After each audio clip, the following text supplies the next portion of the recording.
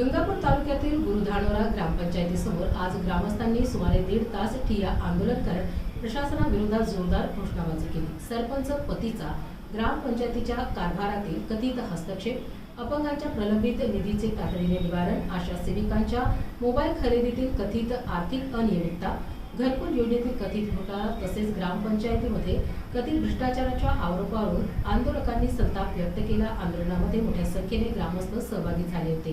यावेळी पोलीस प्रशासनाचा चोख बंदोबस्त ठेवण्यात आला होता।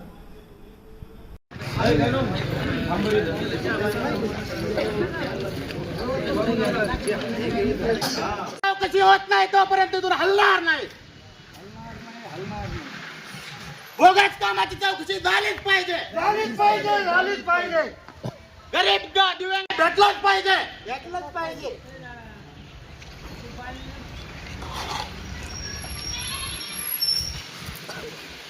या भ्रष्टाचारी शेवटच्या दिव्यांगापासून पैसे भेटले पाहिजे आणि ज्यांचे कोणाचे काय कोणाला अडचणी असतात आज सांगा। आज एक तर तुमच्या समस्याचा निपटारा करतो, नाही तर मी माझं इथं जीवन संपवतो।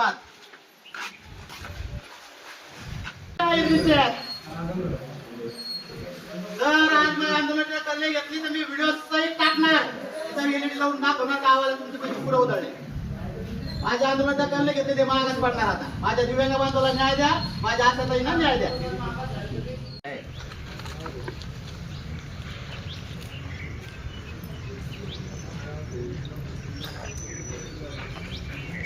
परत करा, परत करा, आशाताईंचे पैसे परत करा।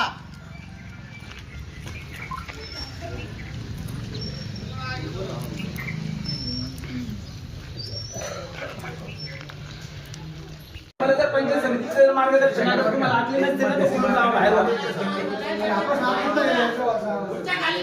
तू शांत बस, तू शांत बस।